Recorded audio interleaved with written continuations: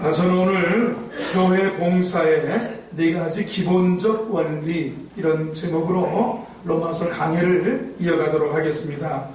교회 안에서 봉사하는 사람이 반드시 알아야 될 4가지 기본적인 원리를 오늘 로마서에서 구원받은 이후의 삶은 이렇게 산다. 구원받은 자는 이렇게 산다. 우리가 하나님의 은혜로서 예수 믿고 구원받고 구원받은 삶의 증거가 예배를 통해서 나타나는 것이고 또 섬김을 통해서 나타나는 것이고 또 오늘은 봉사를 통해서 교회 안에서부터 섬기고 교회 안에서부터 봉사하고 또 우리의 이 관심과 사랑을 넓혀서 대사회적으로 국가적으로 섬기고 봉사하는 것이 성도의 빛된 삶이요 소금된 삶이라고 할 수가 있겠습니다. 우리가 알다시피 봉사라고 해서 무조건 다 좋은 것이냐? 그것은 아니라고 여러분들도 느낄 것입니다. 유익을 주지 못하는 봉사도 있습니다. 지금 소치에서 동계올림픽이 진행되고 있습니다. 자, 등수 안에 들었다고 반드시 메달을 따는 것 아니라고 우리가 보았습니다. 잘못해서 우리가 한국 사람들이 주된 관심이었던 쇼트트랙에 보면 열심히 끼어들어서 정말 2등으로 들어왔는데 3등으로 들어왔는데 메달을 박탈당하는 것을 보게 됩니다. 페널티를 얻어서 메달을 박탈당하고 꼴찌로 들어왔던 4위로 들어왔던 사람이 동메달을 따고 하는 것을 우리가 보게 됩니다. 교회 안에서 아침부터 저녁까지 봉사한다고 해서 그것이 다 혹시 형제를 섬기는 것이냐? 그것이 다 교회를 위한 것이냐? 때로는 아닐 수 있다는 겁니다. 저는 오늘 봉사를 귀하게 보지 않는 게 아닙니다. 봉사 귀합니다. 섬김 아름다운 겁니다. 우리가 주님을 섬기고 예배한다고 하는 것, 하나님의 교회와 하나님의 교회를 위해서 섬긴다고 하는 것, 성도를 섬기고 봉사한다는 것 정말 귀한 것이고 아름다운 것이고 신앙이 그렇게 꽃이 피어야 되는데 정말 기본적인 성경이 가르쳐주는 원리를 되짚어보면서 한번 점검해보자는 말씀인 것입니다. 경기가 규칙대로 뛰어야만 경주가 되듯이 교회 안에서 봉사할 때도 하나님이 성경 말씀을 통해서 가르쳐주시는 원칙대로 봉사할 때 그 섬김이 빛나고 아름답고 복된 줄로 믿습니다. 우리가 현실적으로 보면 교회마다 크고 작은 시험들이 있습니다. 어떤 교회는 사람의 힘으로 수습할 수 없는 어려운 일을 자주 당하는 교회 있습니다. 그런 교회는 충성스럽게 봉사하는 사람이 없어서 시험을 당하느냐? 그것도 아닙니다. 어떤 교회라도 봉사하는 사람은 있습니다. 수가 적고 많고의 차이는 있을지 모르지만 교회마다 재물을 드리고 시간을 드리고 전력을 다해서 열심으로 봉사하는 사람이 많습니다. 그런데 왜 이런 봉사자들이 있고 섬기는 사람들이 있는데 교회마다 어려울까요? 하나님이 가르쳐주신 원리대로 섬기지 않기 때문에 어려움이 있고 잡음이 있고 시험이 있는 것입니다. 어떤 교회는 열심히 봉사하는 사람들이 많이 있긴 하지만 그들이 부리는 텃세 때문에 심한 진통을 겪습니다. 텃세가 성도들끼리만 있는 것도 아니고 텃세가 교육자를 향해서도 텃세를 부리다 보면 담임 목사가 몇 년 만에 이유도 없이 사직을 하고 나가는 교회, 그리고 또 3년 있으면 또 텃세 때문에 또 사직을 하는 교회. 사실 이것이 한국 사람들이 해외에 이민을 가면 도대체 어떻게 돌아가는지 아는 곳은 두 곳입니다. 첫째는 한인회, 두 번째는 교회입니다.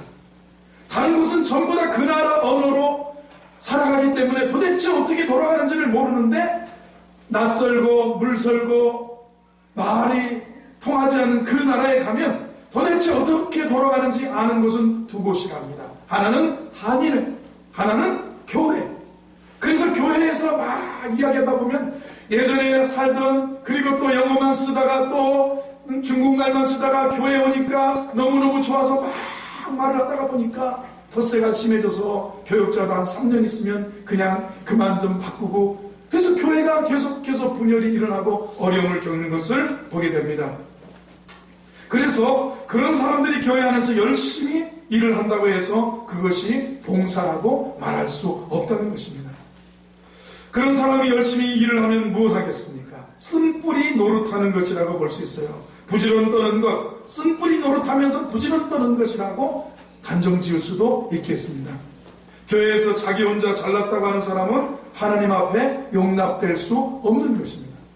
우리는 성경이 가르쳐주는 원리를 따라서 봉사하는 믿음의 종들이 되기를 바랍니다.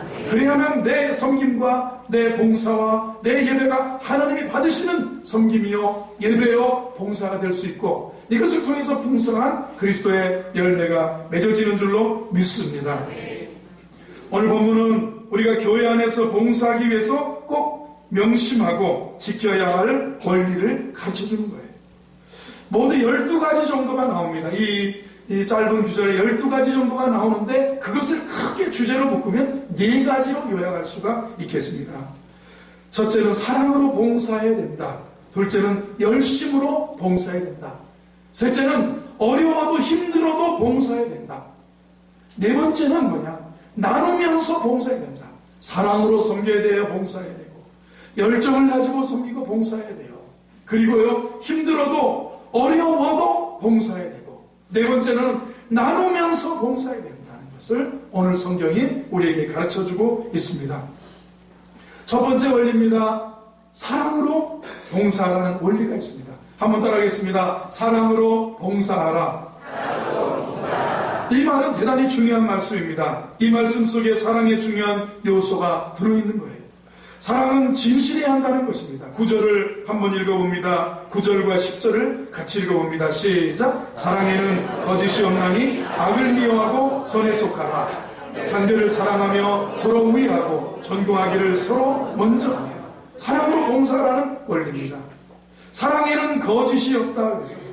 진실한 사랑이라는 거예요. 사랑에 거짓이 숨어 있으면 안 된다는 거예요. 사랑은 연극할 수도 있지만, 그러나 진실한 사랑이 아름답다는 것입니다. 선반 사랑이라는 말 들어보셨어요? 선반. 자, 선반이 뭔지 지금은 벽장, 선반이죠. 선반의 사랑이에요. 선반에 뭐가 있습니까? 꿀단지도 있어요. 선반에 뭐가 있습니까? 마시는 과일 상자도 있어요. 선반에 무엇이 있습니까? 거기 곶감 상자도 있어요. 자, 선반에 좋은 것들을 올려놓습니다. 그러면 선반 사랑이 저것을 먹기 위해서, 저것을 내가 소유하기 위해서 아양을 떨면서 그것을 내 것 만들려고 살아가는 거예요. 아버지 집에 뭐가 있어요? 돈이 있어요. 아버지 시골에 논을 팔아서 저를 주시지요. 그래서 명절마다 찾아가서 아버지, 어머니, 제가 이번에 뭐 해드릴게요 하면서 그것을 받아내는 거예요. 그것을 가리켜 선반 사랑이라고 선조들이 그렇게 얘기했어요. 선반에 뭔가 귀한 것이 얹어 있었을 때 그것을 어떻게 하면 내 것으로 만들 수 있을까 하고 갖은 아양을 떨면서 마음에도 없는 행동을 빗대어서 선반 사랑이라고 합니다. 자기 눈에 드는 것을 어떻게 해서라도 손에 넣겠다는 얄팍한 계산에서 선반 사랑을 하는 사람이 있습니다. 얻을 유익을 미리 따져보고 사랑을 하는 사람은 벌써 위선이 깔려있다는 거예요. 그것은 거짓된 거예요. 진실한 것이 아니라는 것이에요. 진실한 사랑은 무엇입니까? 9절에 보면 사랑엔 거짓이 없다. 진실한 사랑은 악을 미워한다. 그리고 진실한 사랑은 선에 속한다. 이런 이야기를 하고 있습니다. 악한 마음은 형제를 해하는 데 사용되고 마음에 악을 품고 있으면 형제를 사랑하는 것처럼 보이지만 행동은 하지만 금방 표가 나지 않을지 모르지만 결국에는 형제를, 공동체를 해치고 만다는 것이에요.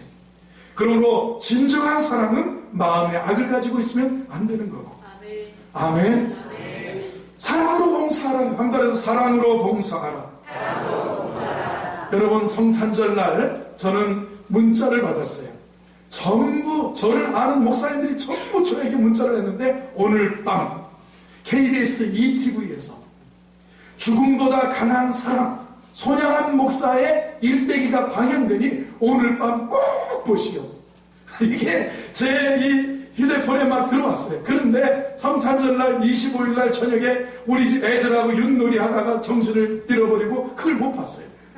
그래서 후에 동영상을 찾아서 보고 사랑의 원자탄 손양한 목사님을 생각하게 되었는데, 여러분, 손양한 목사님 우리나라가 자랑하는 일제시대에 신사참배를 거부하셨던 분, 6.25 사변 때 공산군의 총에 의해서 순교당하신 분, 일제에 순교당한 주기철 목사님, 일제에 고진 핍박을 당하셨고, 그리고 두 아들을 공산당의 총회 순교 제물로 드리고, 그리고 2년 후에 본인도 여수의 애양원에서 피난 가지 않고 거기서 순교의 죽음을 맞이했던 손양원 목사님. 한국은, 우리 대한민국은 일제시대와 6.25 사변 때 이런 믿음의 종들의 순교의 피 때문에 우리 한국교회가 이렇게 부흥을 이루고 오늘 후손들이 이렇게 복을 받는 것이다. 우리가 전 세계에 자랑하는 순교의 믿음의 종들이십니다. 이 손양원 목사님 존경받는 거 일회성 사건이 아니라는 거예요. 그분의 사랑 일회성 사건이 아니라는 거예요. 여러분, 이분은 신학교를 다니시다가 처음으로 목회지를 어디냐 부산에 갔는데, 전사 때 부산에 갔는데 문둥이촌이었어요. 여러분, 경상도 사람들이 이 보리문디자스가 그러잖아요. 보리문디자스가 그러면 이게 왜냐하면 문둥이촌들은 주로 바닷가에서 씻기 좋고 바닷가에서 그 촌들이 형성되었는데 나중에는 여수 애양원으로 다 쫓아내고 그런 일이 있었어요. 그래서 신학을 마치고 자기가 또 여수 애양원으로 부임해 가셨어요. 애양원으로 가서 그 나환자들의 뭐라고 할까요? 그 고름을 짜주고 나환자들의 그 뭐라고 할까요? 발에 그 고름이 겨여 있는데 그것을 입으로 다 빨아내는 그런 사진도 애양원에 가면 전시되어 있어요. 그런 그림도 그려져 있고 이런 분인데, 일제 신사참배를 하는 것은 성경의 10계명의 1계명과 2계명을 범하는 것이라고 해서 이분은 5년 동안이나 해방될 때까지 1940년부터 1945년까지 해방되기 2달 전까지 일제에 의해서 옥고를 치르고 모진 그런 고문을 당했어요. 해방됐습니다. 그리고 3년 지났는데 아들이 25살 아들하고 19살 아들이 순천에서 사범학교를 다니고 고등학교를 다닐 때인데 제주 밀란 제주 폭동이 일어났는데 우리나라 군대를 제주도로 보낼 때 여수에서 배를 태워 보내려고 했는데 거기에 빨갱이 군인 중위가 한 40명 정도를 데리고 제주도로 간 게 아니라 반란을 일으켰어요. 지금 공산군이 서울을 다 점령했고 지금 완전히 이 전부 우리 대한민국은 완전히 됐으니까 여러분들도 동조하시오. 그래서 여순 반란 사건이 그때 일어난 거예요.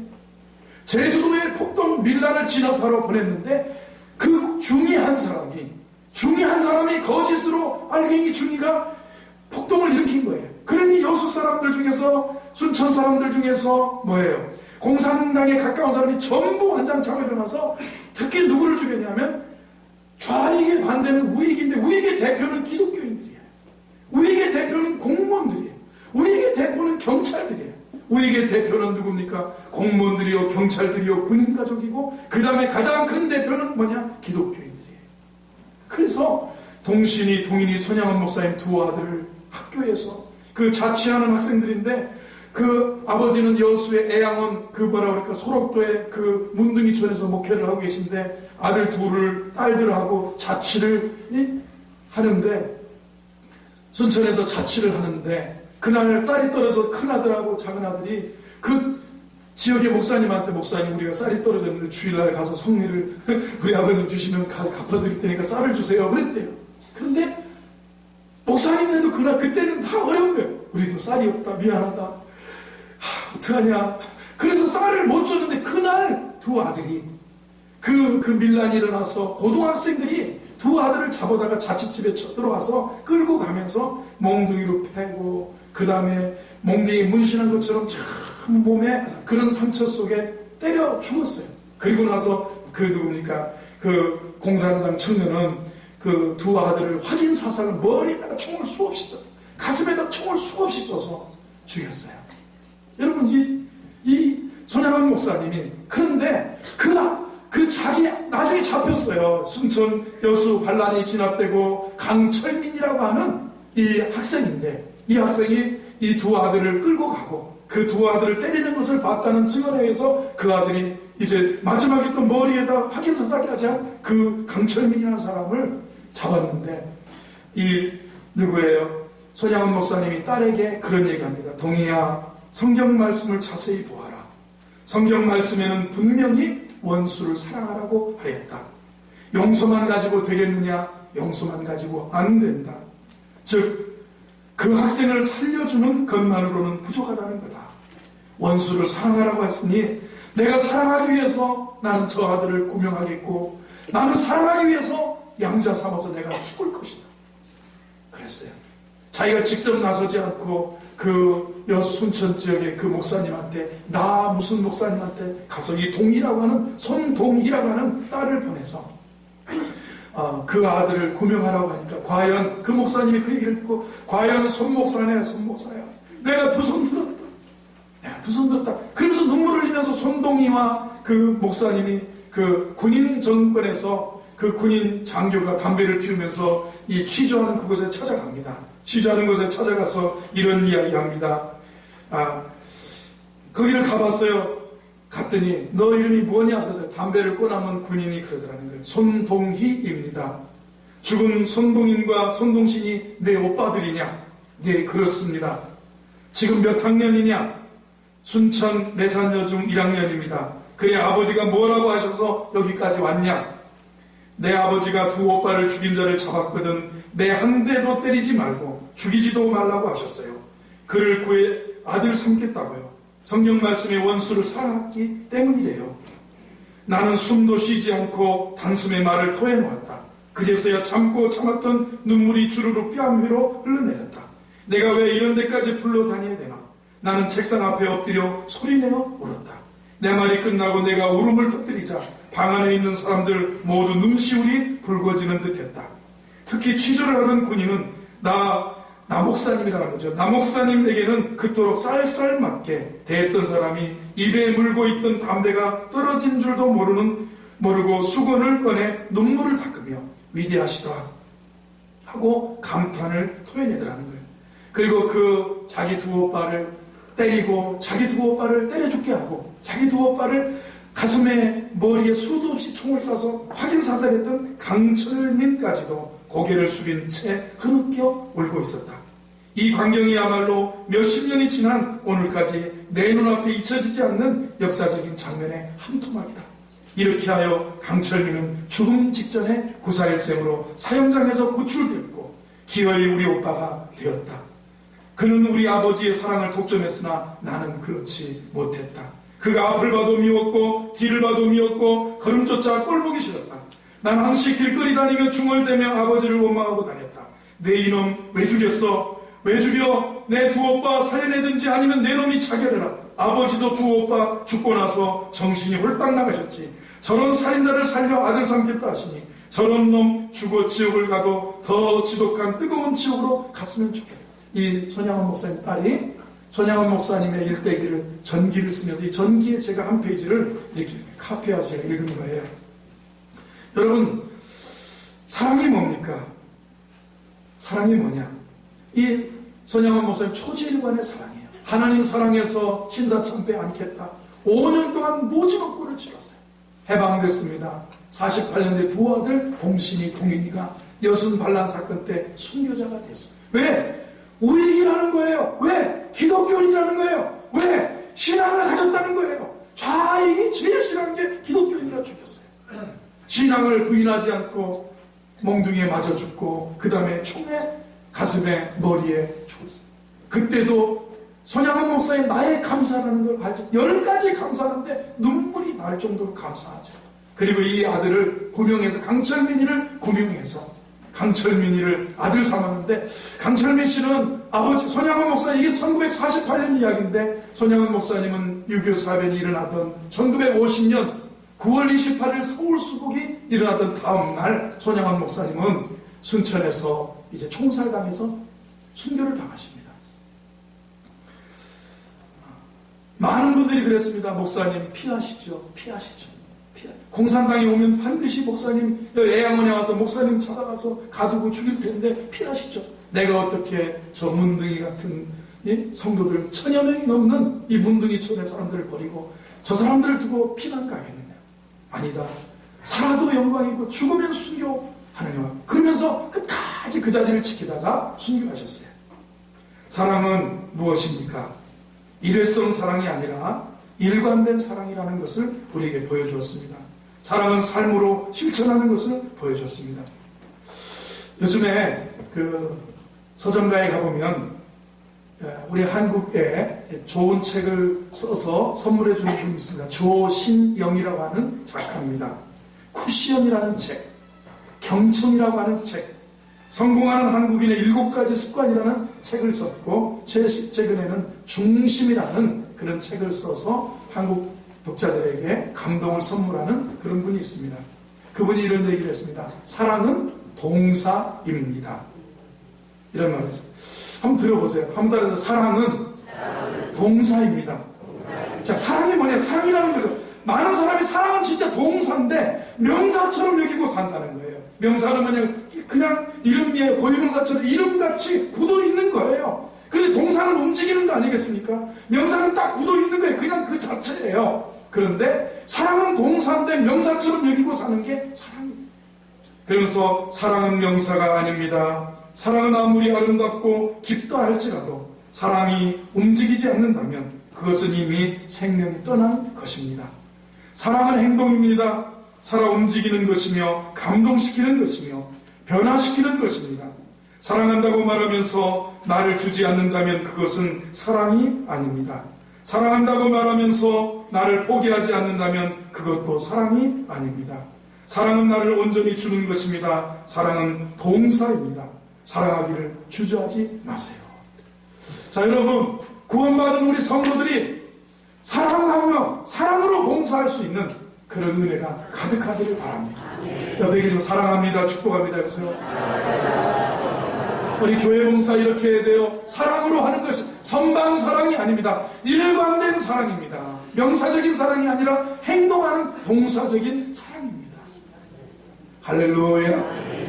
할렐루야. 주의 사랑이 우리 성도들에게 가득하기를 바랍니다. 두 번째로는 열심으로 봉사하는 원리를 말하고 있습니다. 11절 말씀을 같이 한번 읽어봅니다. 11절 시작. 게으르지 말고 열심을 품고 주를 섬기라. 열심을 품고라는 말, 가슴에 불을 안고 섬기라는 거예요. 신학적으로 표현하면 성령 충만하여 가슴이 뜨거워져서 이런 말이에요. 그리스도인은 그 속에 불을 가진 사람이라고 표현할 수 있어요. 제가 물어봅니다. 불이 있습니까? 아니에요, 목사님. 예수님이 요한계시록 3장에서 말씀하신 3장 15절 16절에서 말씀하신 것처럼 나는 어쩌면 라오디게아 교인 같아요. 내가 내 행위를 아노니 내가 차지도 않고 더 없지도 아니하도다. 내가 차든지 더 없든지 하기를 원하노라. 내가 이같이 미지근하여 더 없지도 아니하고 차지도 아니하니 내일에서 너를 토하여 내치리라. 혹시 주님, 우리가 주님을 섬기는데 라오디게아 교인 같아요. 라오디게아 교회는 그 지역은 온천 지역입니다. 온천에 물이 콸콸콸 뜨거운 물이 솟아나오면 그 물을 뭐라고 그럴까요? 배수관을 통해서 저 먼 지역까지 보내면 나중에 이제 한 지역을 벗어나서 다음 지역에 그 물 배관이나 물 터널을 지나서 나오면 그 물은 시원하지도 않고 그 물은 뜨겁지도 않아서 먹기도 그렇고 목욕하기도 그렇고 정말 미지근한 물밖에 안 된다. 네가 어떻게 해야 되느냐? 뜨겁든지 차갑든지 해라. 여러분, 시원한 주님 마음을 시원케 해드리는 종이 되든지 주님의 가슴에 불을, 식어진 가슴에 불이 되는 그런 은혜가 있기를 바랍니다. 아멘. 여러분, 주님의 마음을 시원하게 해드리는 그런 종이 되든지 아니면 식어진 가슴에 불이 붙여지는, 식어진 가슴에 불을 붙이는, 불을 당기는 그런 열정의 소유자, 열정의 신앙인들이 되기를 바랍니다. 아멘. 뜨거운 기도, 뜨거운 열심, 뜨거운 봉사, 뜨거운 충성이 우리 성도들 가운데 넘쳐나기를 바랍니다. 아멘. 할렐루야. 우리나라의 저명한 신학자 겸 목회자였던 한철아 박사, 이분이 이런 말을 했습니다. 기독교는 열심의 종교다라고 했어요. 기독교는 열심의 종교다. 한번 따라서 열심의 종교 해보세요. 왜요? 우리 주님이 살아계시기 때문에. 좀 뜨거워지는, 가슴이 뜨거워지고, 마음이 뜨거워지고, 중심이 뜨거워지는 거예요. 오늘 주님을 섬길 때 이렇게 섬기라. 어떻게 해요? 부지런하여 게으르지 말고 열심을 품고 주를 섬기라. 여러분, 교회를 미지근하게 다니다가 갑자기 열심 내는 사람이 있다면 이 사람은 어떤 사람? 은혜 받은 사람이에요. 열심을 내면 은혜 받은 사람이고 열심히 식어지면 은혜에서 떨어진 사람인 거예요. 그만큼 우리 기독교 신앙과 열심은 떼놓을 수 없어요. 열심 있는 종들이 되기를 바랍니다. 주님이 그런 거예요. 열심이 없는 교인들은 못 봐주겠다. 내가 덥든지 뜨겁든지 차갑든지 알아. 미지근하여 내 입에서 너를 토하여 내칠 것이다. 열정이 담겨져 있지 않는 찬송, 기도, 여러분 참 얼마나 그렇습니까? 열정을 담으셔. 옆에 계신 분의 열정이 있기를 바랍니다. 해보세요. 열심이 없어서 봉사를 잘하지 않는 사람은 가까이 오는 것조차 싫다는 말씀이에요. 주님이 열심이 없어서 주님 봉사하고 주님 섬기고 예배하지 않는 사람은 야, 너 좀 뜨겁든지 차라리 차갑든지 그렇게 해라. 어째 이렇게 미지근하냐.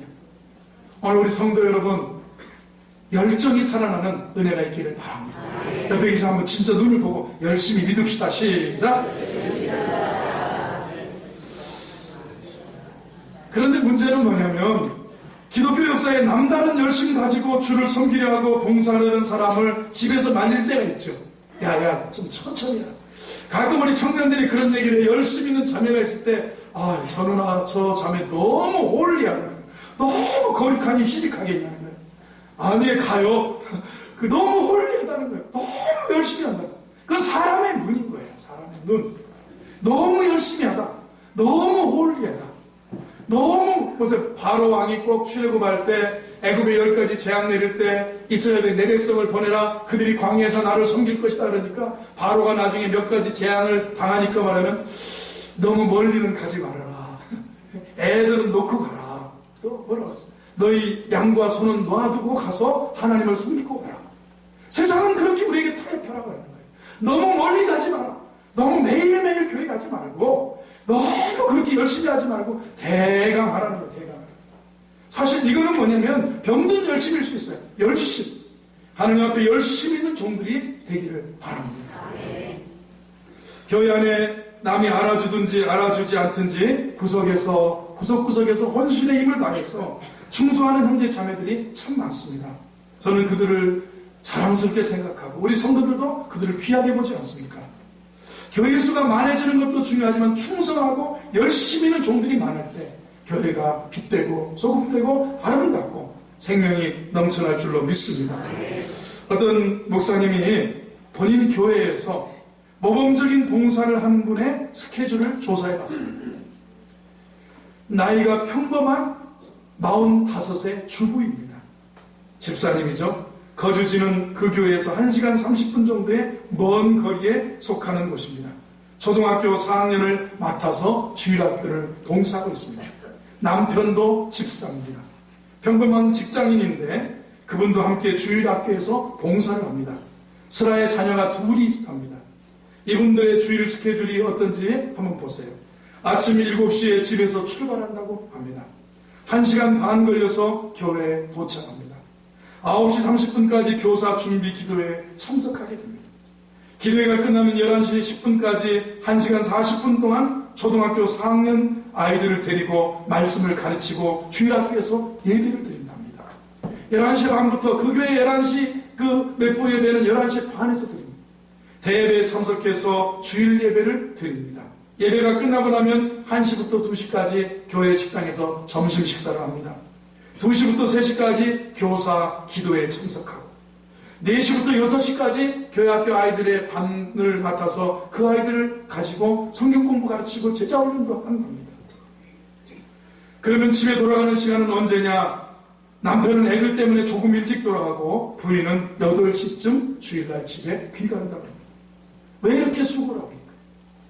우리 교회도 보면요, 주일 아침에 운전하시는 두 분 집사님 여러분보다 일찍 와서 일찍 일어나야 되고 일찍 와서 교회 차를 몰고 성가대 봉사 또 주일 예배 오시는 성도들을 모시고 성가대원들 일찍 일어나서 또 우리 청년 한 분은 저 멀리 파주 봉일천 쪽에서 아침 일찍 차 타고 일어나서 와서 여기서 예배 드리고 저녁 때 또 어떤 데는 금요 철학 때 보면 짠해요.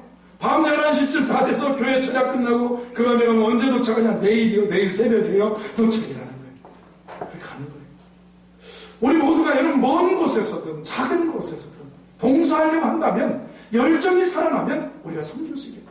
자, 주님 교회 봉사의 원리가 무엇입니까? 사랑으로 봉사하는 거예요. 열심으로 봉사하는 것이에요. 우리 성도 여러분, 열심은 아름다운 줄로 믿습니다. 할렐루야. 세 번째 원리가 있습니다. 어려워도 봉사하라는 것. 12절을 보겠습니다. 12절을 같이 읽어봅니다. 시작. 소망 중에 즐거워하며 환난 중에 참으며 기도에 항상 힘쓰라. 환난 중에도 참으며 항상 힘쓰라는 거예요.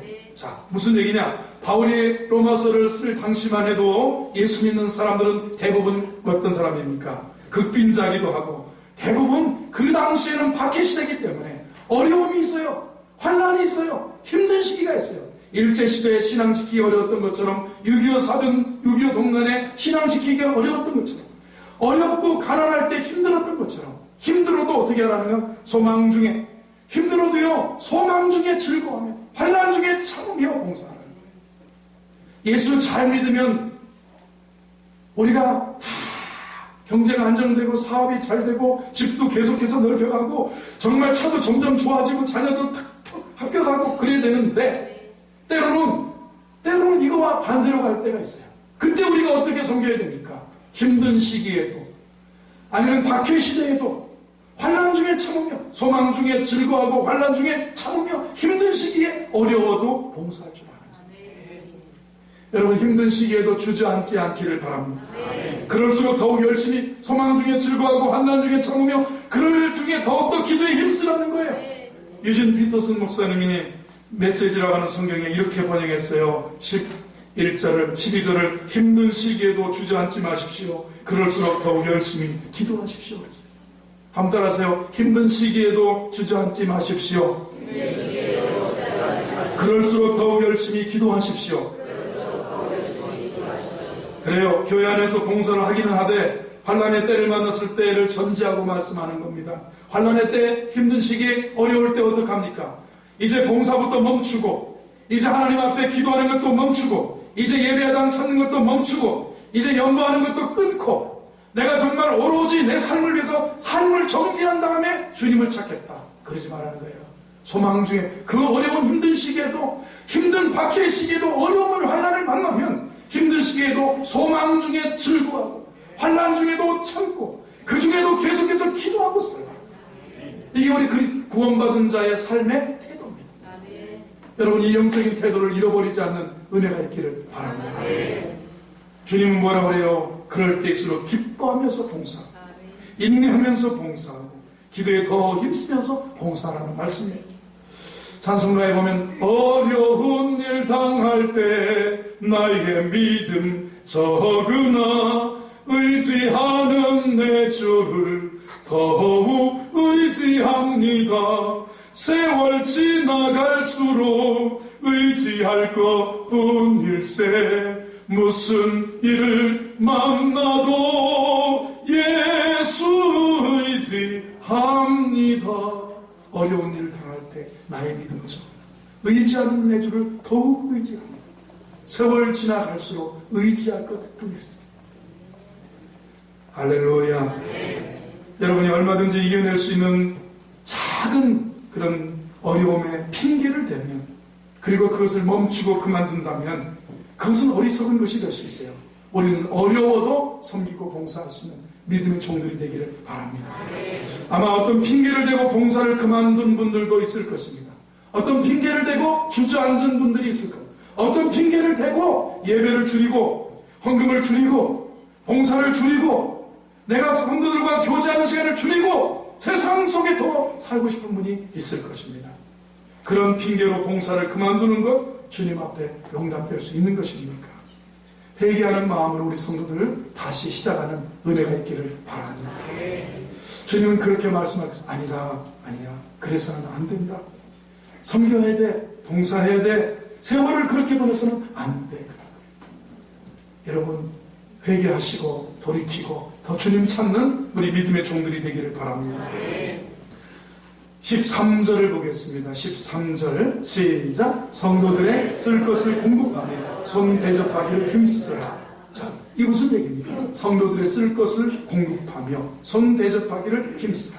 자, 오늘 이 우리가 로마서 12장부터는 구원의 도리가 구원받은 자는 이렇게 산다. 성도는 구원받은 봉사하는 증거가 이러한 모습으로 우리가 주님을 섬기고 교회를 섬기고 이웃을 섬기고 사는 것이다. 이것을 가르쳐주는 거예요.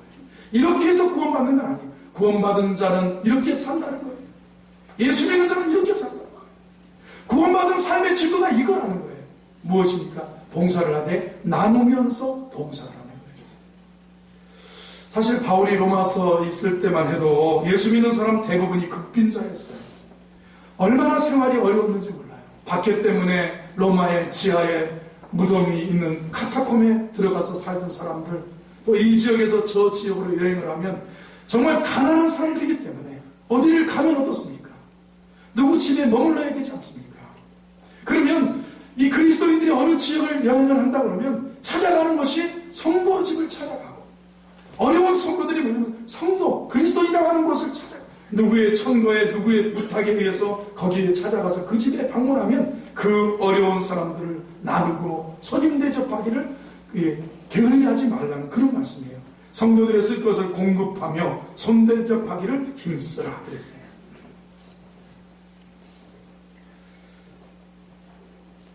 예수 믿는다고 하면서 찾아오는 사람들, 그 당시에 여러분 정말 일일이 다 대접하기는 힘들었을 거라고 생각해요.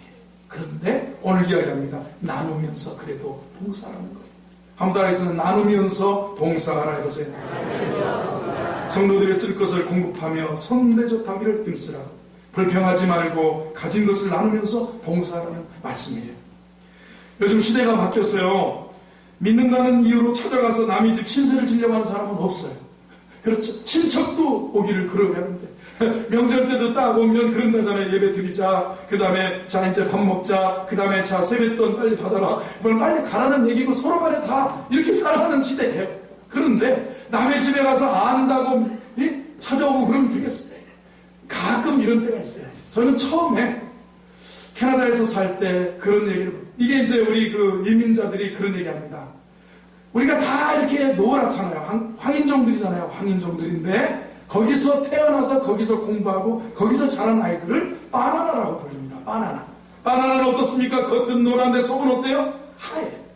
그럼 거기서 태어난 우리 한인 자녀들을 보면, 자녀들은 겉은 황인종이야. 겉은 한국 사람인데 속은, 생각은, 마음은 그 사람이 계획하고 그 사람이 사건과 환경을 바라보는 것은 완전히 바나나예요. 겉은 한국 사람처럼 생각할 줄 알았는데 완전히 다른 거예요. 어느 날 제가 이렇게 하는데 어떤 사람이 그러더라고요. 우리 처남에 매형 그 너무 잘하지 마세요. 그리고 한국 가서 특히 매형 한국 가서요 사람 신세지지 마세요. 한국 사람들은요 여기 이민 와 살면요 캐나다 밴쿠버 온다 그러면 언어 연수부터 시작해가지고 사돈의 팔촌까지 언어 연수는 그 집에서 머물기를 원하고, 그 집에 가서 아예 안내해주기를 원하고, 가이드 해주기를 원하고, 그 다음에 교회도 소개해주기를 원하고, 뭐 직장도 소개해주기를 원하고, 전부 안다고 하는 사람은 다 연락해서 공항에 영접받아달라, 그 다음에 집 좀 구해달라, 그 다음에 직장 좀 소개해달라, 그 다음에 뭐라 그럴까요? 하여튼 별걸 다 부탁하니까 한국 가서 남에게 신세지지 말라.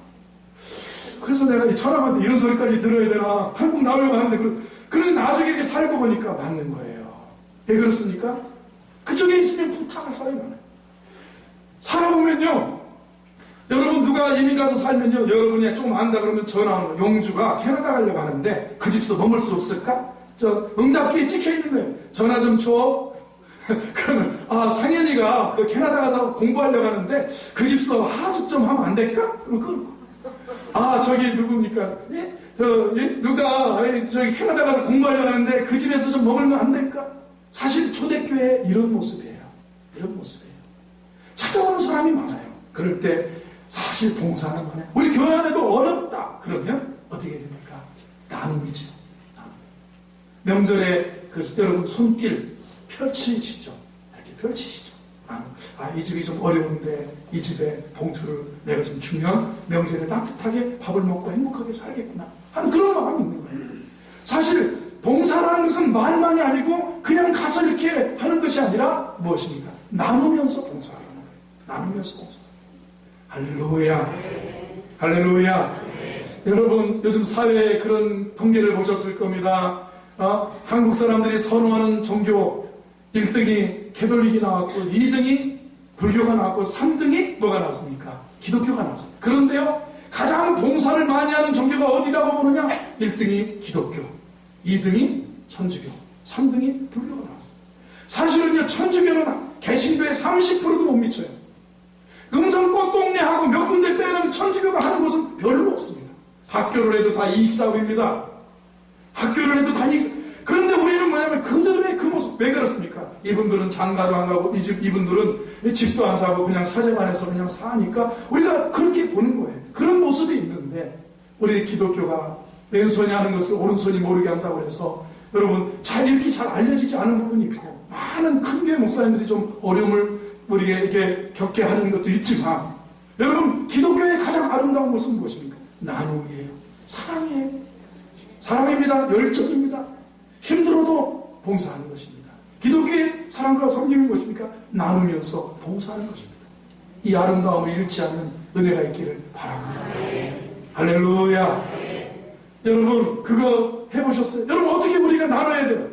여러분 월드비전에 한 달에 10,000원씩이든 이렇게 보내면요 정말 여러분의 그 손길로 어떤 아이가 일터로 가지 않고 어떤 아이가 염소 한 마리 사주고 염소에 키우면서 그 아이가 초등학교를 마치고 그 아이가 중학교를 마치고 할 때까지 우리가 이렇게 나누면 내가 정말 한 푼을 나눴는데 그것이 그 아이가 정말 어려운 지역에서 아버지가 아이를 때리면서 얘는 저 광산에 가서 금을 캐야 돼요. 얘는 저 카페트를 짜는 저 공장의 지하에서 이 물리질을 해갖고 카페트를 짜야 됩니다. 그 품값이 얼마인데요? 한 달에 8,000원입니다. 한 달에 5,000원입니다. 그러면 10,000원 정도의 후원을 해주면 그 아이의 품값을 주고 그 아이의 학비까지 다 되는 그런 일들이 있어요. 나누면서 섬기는 거예요. 전 세계 많은 사람들이 이렇게 나누는 거예요. 우리 예수 믿는 사람이 나누는 거 얼마나 아름다운지 모릅니다. 할렐루야. 할렐루야. 다시 한번 교회 봉사의 4가지 원리를 정리해 본다면 그렇습니다. 사랑하면서 봉사하라는 것, 열심히 봉사하라는 것, 어려워도 힘든 시기에 주저앉지 말고 봉사하자는 것, 나누면서 도움이 필요한 사람들을 그리스도인들을 도우라는 거예요. 이 벤 다이크라고 하는 분이 이 이야기를 마무리합니다. 벤 다이크라고 하는 분이 대저택이라고 하는 글을 썼습니다. 대저택, 그게 뭐냐? 천국에 가면 집이 있다고 우리가 다 여기지 않습니까? 내 아버지 집에 거할 처소가 많도다. 우리 천국에 가면 거할 처소가 있는데 어떤 부자가 천국 갔습니다. 천사가 인도하는 대로 자기 집을 찾았습니다. 자기 집이 어디냐? 작은 오두막집이었습니다. 보기에도 민망한 그 오두막이 그가 영원토록 살아야 될 집이 있습니다. 너무나도 어이가 없었습니다. 자기 집 옆에서 가난하게 살던 의사가 있었습니다. 그 의사는 정말 사랑으로 의술을 베풀어주고 또 받은 그런 것들로 돕고 나누며 사는 가난한 의사였습니다. 그런데 자기 집 옆에서 그렇게 자기 그 오두막 옆에서 천사들이 찬양을 부르면서 의리의리한 대저택을 짓고 있었어요. 누구 집이냐 물어봤더니 바로 그 의사 집이라고. 자기와 한 동네 살던 초라한 의사 집이라고 했습니다. 자기에 비해 형편없는 그가 어떻게 저런 커다란 대저택에서 살 수 있느냐 항의조로 천사에게 따져 물었습니다. 천사가 대답합니다. 당신도 알다시피 지금 짓고 있는 건축자재는 모두 그 집에서 살 본인이 세상에 사는 동안 부지런히 보내온 것들입니다. 당신은 너무 적게 보냈어요. 당신이 평생 보낸 자재만으로는 이 오막살이 지붕도 제대로 씌울 수 없을 정도였습니다.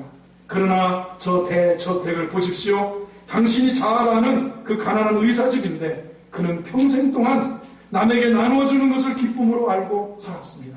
그가 남을 위해 쓴 것은 하나도 빠짐없이 이곳에 도착했습니다. 자재가 너무 많아 저렇게 큰 대저택을 짓고도 남을 정도가 되었습니다. 뭔가 가슴에 와닿는 얘기 아니에요. 그냥 소설이라고 말하기에 성경을 아는 분이 이런 우리에게 천국에 대해서 우리의 섬김에 대해서 우리의 봉사에 대해서 사랑으로 열정으로 힘들고 어려워도 나누면서 섬기라고 이야기하면서 도전하는 이야기라고 생각합니다. 그리스도의 이 마음이 우리 가운데 넘치기를 바랍니다. 기도합니다. 하나님 아버지 감사합니다. 사랑하면서 섬기고 봉사하고 열심으로 섬기게 하시고 어려워도 힘든 시기에도 주저앉지 말게 하시고 도움이 필요한 그리스도인들을 도우면서 사랑하는 믿음의 삶을 살게 하여 주옵소서. 예수님의 이름으로 기도하옵나이다. 아멘.